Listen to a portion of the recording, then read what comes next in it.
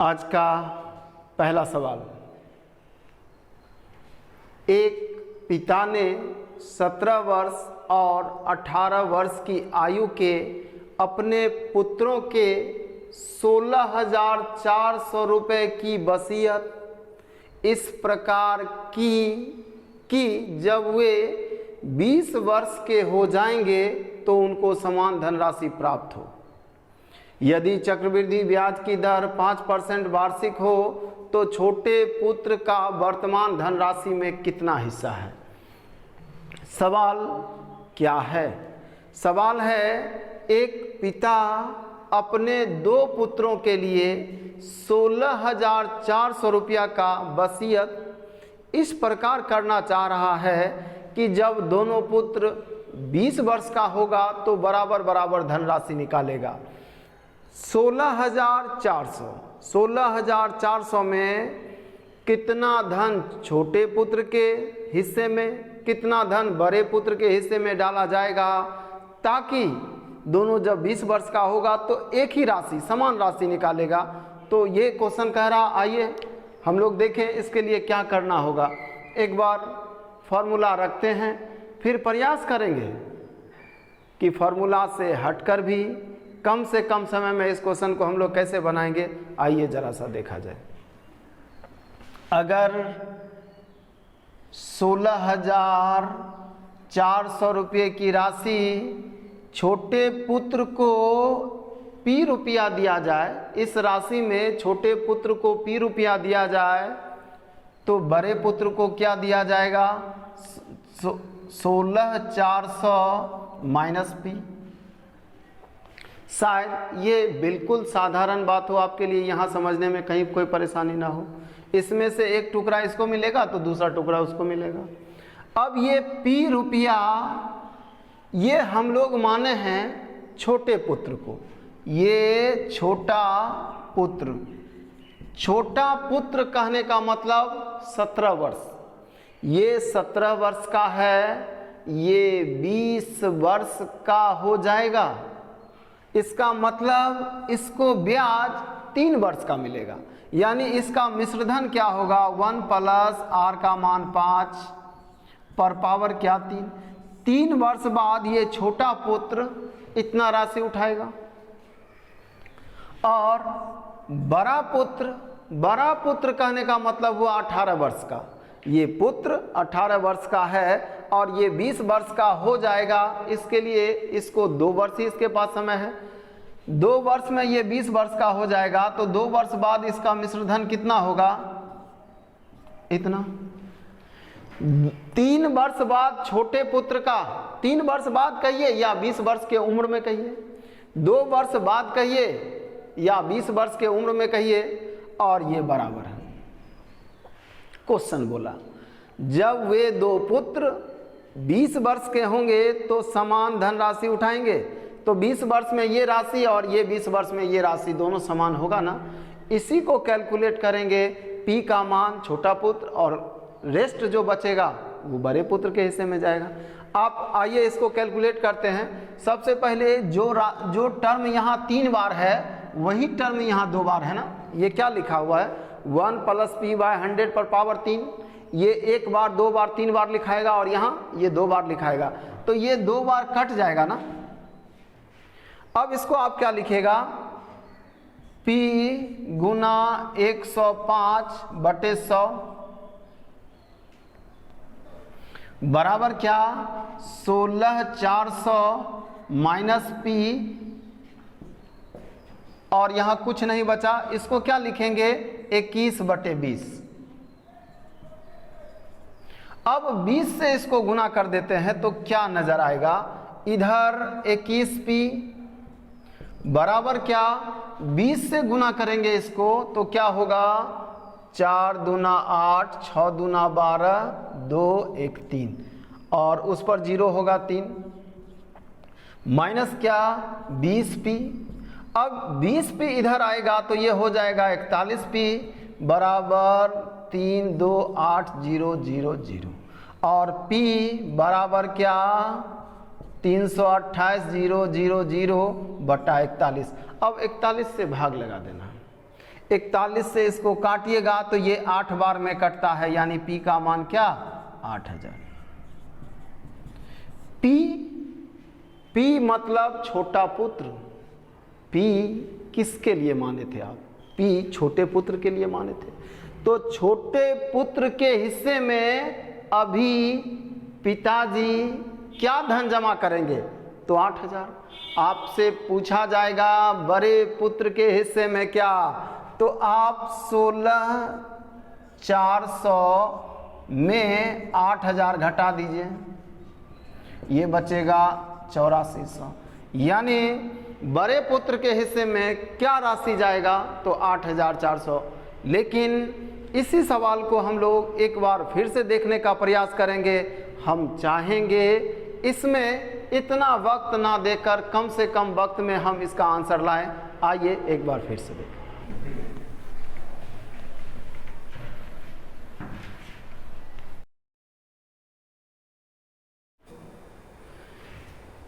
इस सवाल के लिए हम लोग सबसे पहले फॉर्मूला पर आने से पहले कुछ समझने का प्रयास करते हैं।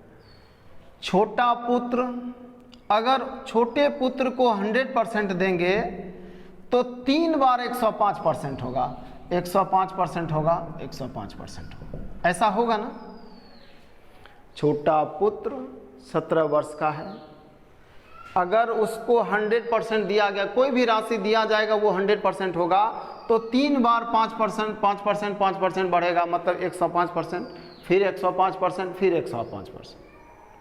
बड़ा पुत्र को 105%, 105% 2 ही बार होगा ना, क्योंकि उसके पास 2 वर्ष ही शेष है। 20 वर्ष होने में 2 वर्ष ही बाकी है, क्योंकि 18 वर्ष का है। तो ये 3 बार 105%, 105% और 2 बार ये 105%, तो बराबर होगा कैसे? तो इसका धन 100% होगा ना, तो इसका धन ही अगर 105% दे दिया जाए तो शायद बात बराबर हो जाएगी। यहाँ 3 बार 5, 5, 5, यहाँ 2 बार 5, तो धन में ही अगर 5% अधिक दे दिया जाए ना तो दोनों बराबर होगा, और ऐसा ही हुआ होगा। तो हम लोग इस आधार पर इस क्वेश्चन को अब ऐसे बनाएंगे।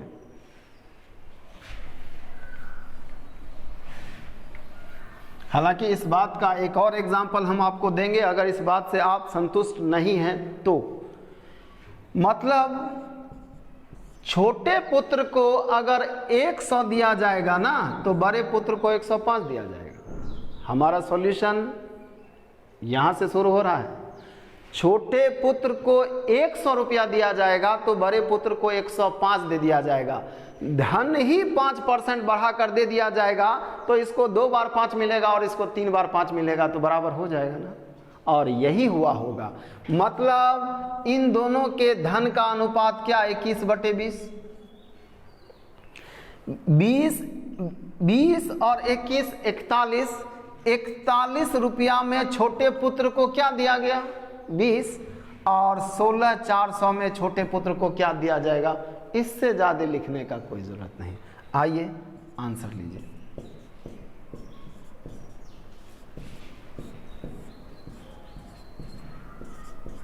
₹8,000।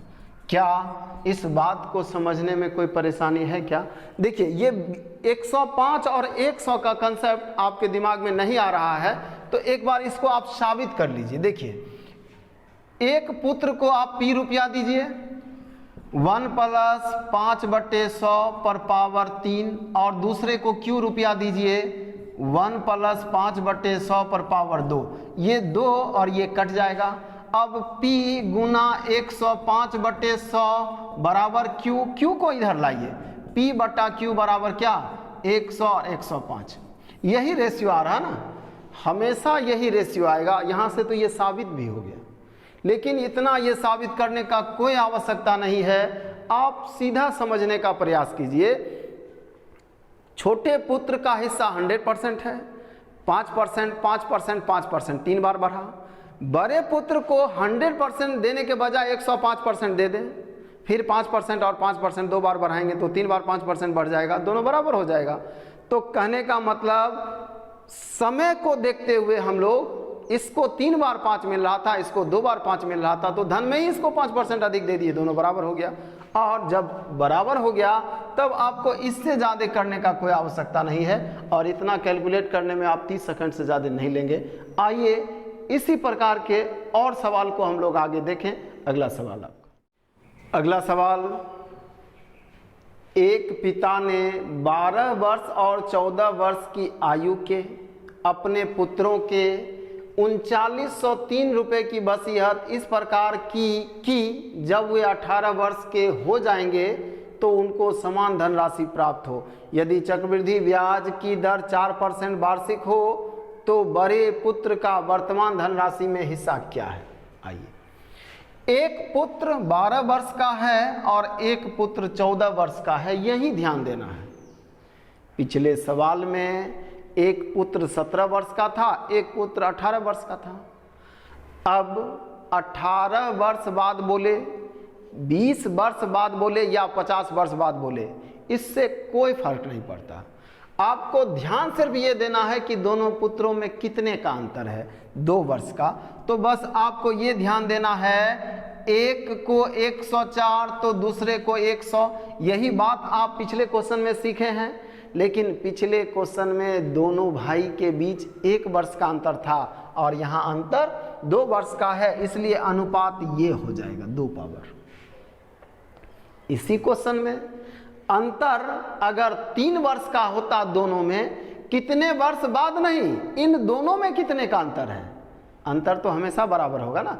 इन दोनों में कितने का अंतर है, तो इन दोनों में 2 वर्ष का अंतर है। अगर ये 12 वर्ष और ये 15 वर्ष का होता तो दोनों में 3 वर्ष का अंतर होता, तो पावर क्या देते हैं यहाँ 3। 1 वर्ष का अंतर था 1 पावर, 2 वर्ष का अंतर था 2 पावर, 3 वर्ष का अंतर 3, और यही रेशियो हमेशा होगा। और इसी से आप आंसर पर चले जाइए, कोई फॉर्मूला लिखने का जरूरत नहीं है। मतलब ये 26 होगा तो ये 25 होगा, और इसका मतलब आप लिख सकते हैं ये 676 होगा तो ये 625 होगा। ये 26 है और ये 25 है, इसका स्क्वायर कीजिएगा तो 676 625। मतलब एक भाई को 676 मिलेगा तो दूसरे भाई को क्या मिलेगा 625। दोनों को जोड़िए तो कितना होता है 1301। 1301 में बड़े भाई को क्या मिला 676, और 3903 में क्या मिलेगा 1301 का 3 गुना है, इसलिए ये भी 3 गुना हो जाएगा 2028। ये आपका आंसर होगा और कुछ करने का कोई आवश्यकता नहीं है। अब आप पूछ सकते हैं 676 ही बड़े भाई का हिस्सा है, यहाँ कंफ्यूजन हो सकता है, ये बड़े भाई का हिस्सा क्यों नहीं हो सकता है? तो बार बार ये हम कहना चाह रहे हैं, जो बड़ा टुकड़ा होगा बड़े भाई का होगा, क्योंकि छोटे भाई को अधिक वक्त मिलेगा, मतलब अधिक ब्याज मिलेगा, तो इसको ब्याज भी अधिक दीजिएगा, धन भी अधिक दीजिएगा, तो मिश्र धन कैसे बराबर होगा?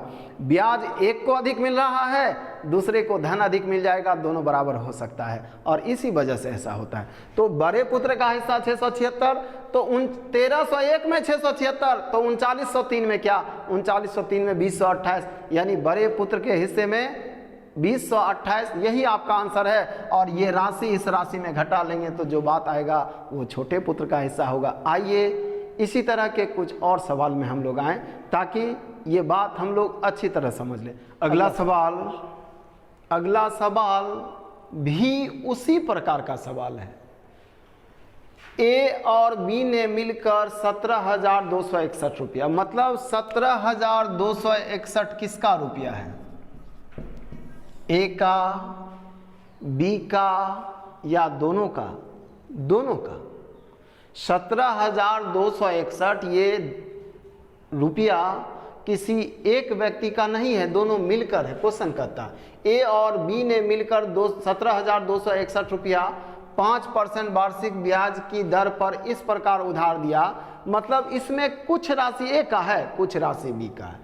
अब क्वेश्चन कहता ए के धनराशि के 2 वर्ष का मिश्र धन, मतलब ए का जो धन है वो 2 वर्ष बाद और बी का जो धन है वो 5 वर्ष बाद, यानी दोनों में कितने समय का अंतर हो रहा है 3 वर्ष का।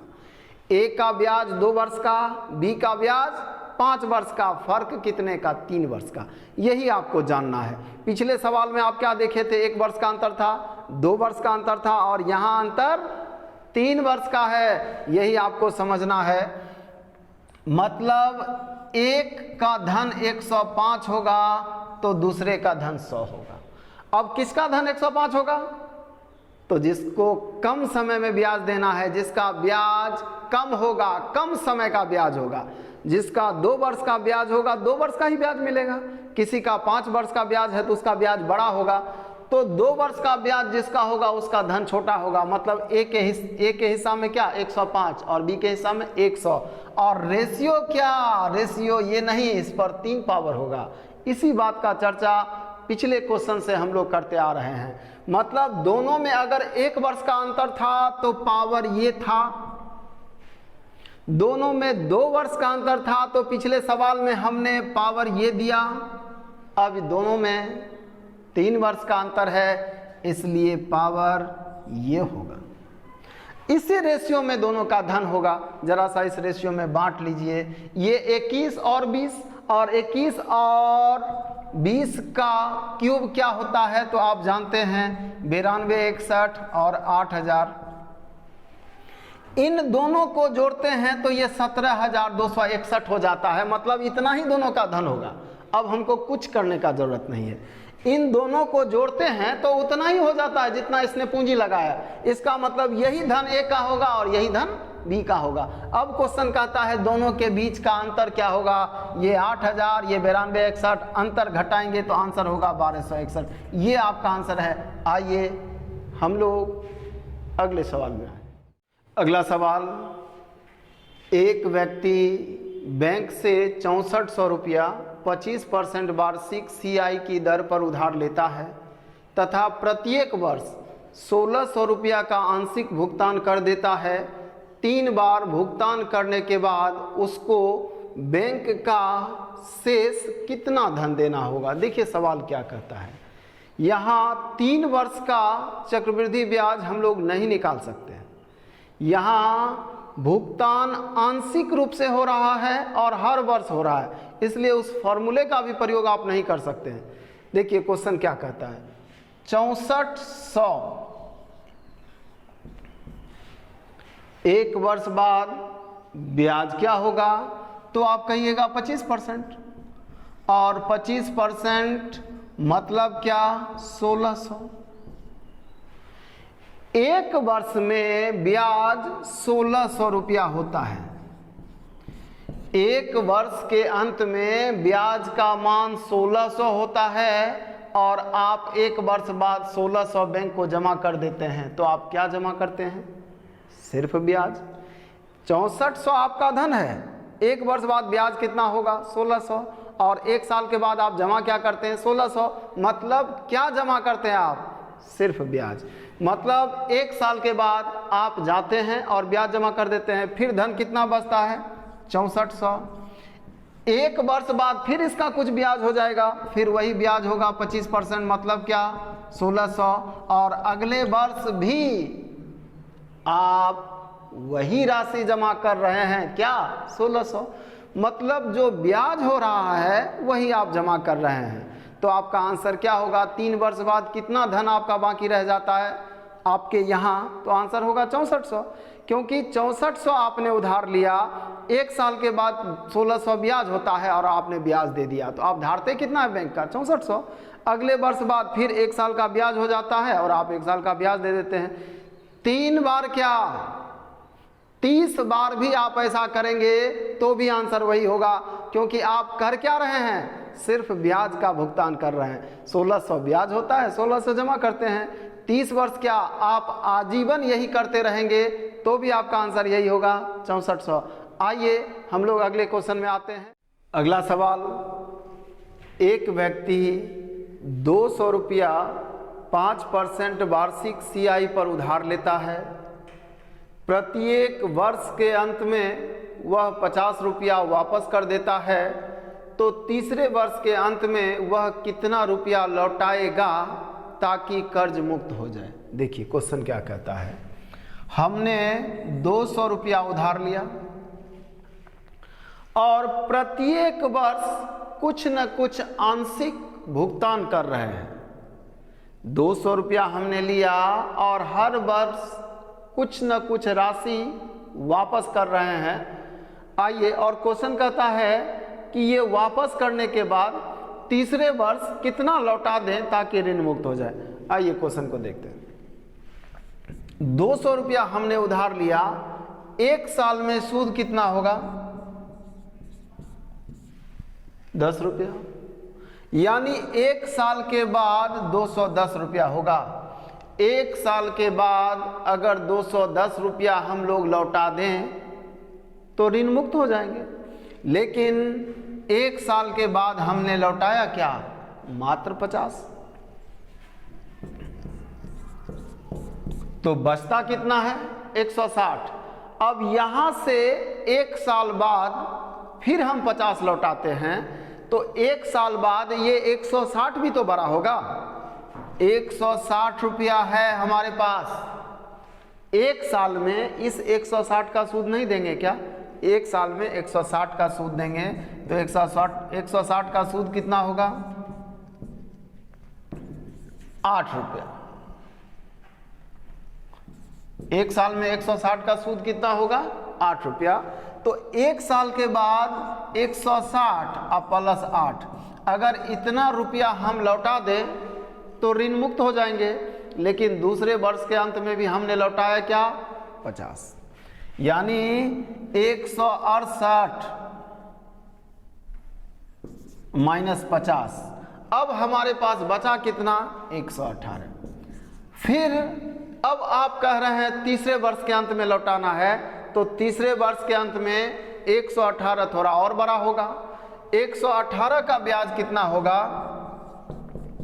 5%,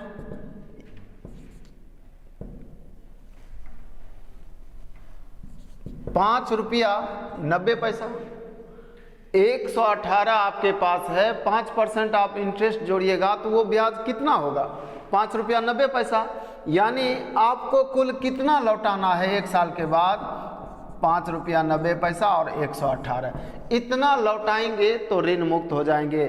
तीसरे वर्ष के अंत में आप क्या लौटाना चाहेंगे ताकि ऋण मुक्त हो जाएं? तो आप इतना लौटाना चाहेंगे, क्योंकि 118 तो 2 साल के बाद है और ये तीसरे वर्ष 118 और इसका ब्याज, यानी तीसरे वर्ष के अंत में आपका आंसर होगा 18 5 23, 123.90। तीसरे वर्ष के अंत में वो राशि लौटाने पर आप ऋण मुक्त हो जाएंगे। वो राशि 123.90 है। आइए हम लोग मिलते हैं अगले वीडियो।